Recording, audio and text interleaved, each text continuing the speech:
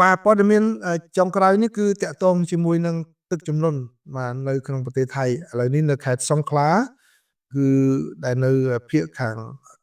ត្បូងប្រទេសថៃនោះគឺកំពុងតែជួបគ្រោះខ្លាំងមែនទែនដោយខាងបាទដោយខាង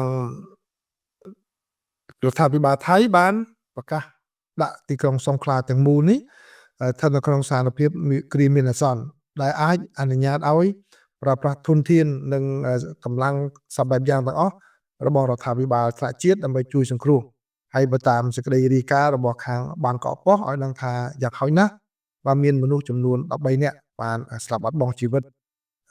អាចនឹងច្រើនជាងហ្នឹងដោយសារប្រិមត្តអាចមើលឃើញកម្ពស់ទឹកជំនន់នៃរូបភាពនេះគឺ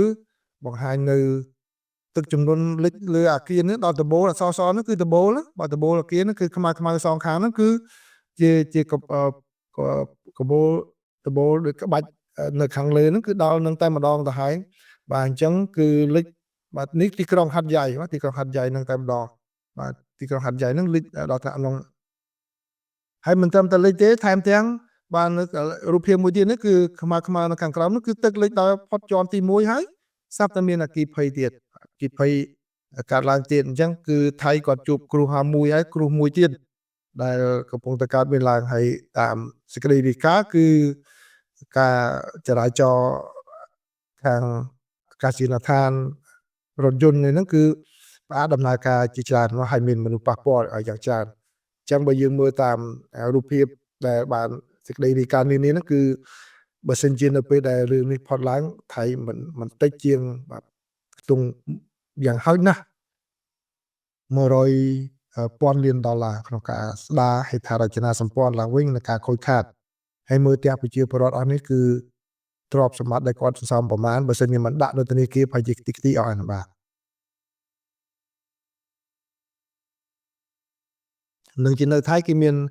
ធានារ៉ាប់រងដោយនៅសហរដ្ឋអាមេរិកអត់បាទនៅសហរដ្ឋអាមេរិកអាចនឹងក្រុមហ៊ុនធានារ៉ាប់រងជួយសងប៉ុន្តែបើអត់ទេគឺការសន្សំមួយជីវិតរបស់ពលរដ្ឋនៅតំបន់មួយចំនួនគឺអស់រលីងតែម្ដងបាទខាត់អស់រលីងម៉ាស៊ីនជាទឹងនឹងស្រកក្នុងរយៈពេល 2-3 ថ្ងៃមិនស្អីបើសិនជាឡើងទៅដល់មួយអាទិត្យឡើងគឺប្រកាសជាបាទខូចខាតច្រើនណាស់ប៉ុន្តែបើមើលទំហំទឹកនេះប្រហែលជាមិនស្រកឆាប់ទេបើឡើងរហូតដល់មើលរូបភាពខ្លះខ្ញុំឃើញលេខស្រាប់ដល់កម្ពស់ជាន់ទី2បាទស្មើនឹងជាន់ទី2ចឹងដូច្នេះប្រហែលជាខ្ទង់5ម៉ែត្រទៅហើយបាទច្រើនណាបាទអញ្ចឹងនេះគឺជាការវិវត្តនៅក្នុងប្រទេសថៃហើយការវិវត្តមួយទៀតខ្ញុំមិនបានបញ្ចូលរូបគឺខាងនាយកដ្ឋានខាងចំណូលរបស់ពន្ធកុយណាបាទពន្ធដានាយកដ្ឋានខាងពន្ធដារបស់ថៃហ្នឹងឥឡូវនេះកំពុងតែបង្កើនកិច្ចខិតខំប្រឹងប្រែងយ៉ាងណាដើម្បីរឹបអូសទ្រព្យសម្បត្តិរបស់លោកថាក់ស៊ីនស៊ីណាវ៉ាន់អតីតនាយករដ្ឋមន្ត្រី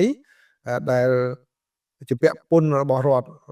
$17,000 លានបាទប្រហែលជាខ្ទង់$500 លានណាគឺដើម្បីយកមកបង់ឲ្យរដ្ឋវិញឥឡូវនេះក្រុមអ្នកស៊ើបអង្កេតហ្នឹងគឺកំពុងតែតាមដាន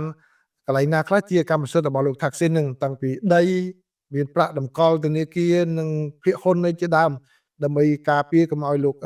ថាក់ស៊ីនក្រុមហ៊ុនស៊ីនខបហ្នឹងផ្ទេរទៅឲ្យឈ្មោះអ្នកណាផ្សេងហើយប្រកាសថាខ្លួនឯងអត់មានលុយក្នុងការសងបំណុលឬក៏ឲ្យខាងសារព័ត៌មានបានកកប៉ុស្តិ៍បានរាយការណ៍ថាអាជ្ញាធរបានព្រមានថាប្រសិនបើមិនបានបង់ពន្ធជូនរដ្ឋនោះទេបាទគឺសម្ភារៈទ្រព្យសម្បត្តិរបស់ក្រុមហ៊ុននេះគឺនឹងយកដាក់លក់ដេញថ្លៃតែម្ដងដើម្បីសងបំណុលរដ្ឋបាទនេះគឺជារឿងនយោបាយនៅក្នុងប្រទេសថៃបាទអញ្ចឹងសូមអរគុណប្រិមិត្តច្រើនដែលចូលមកទទួលយកការចែករំលែកព័ត៌មានរបស់ខ្ញុំនេះ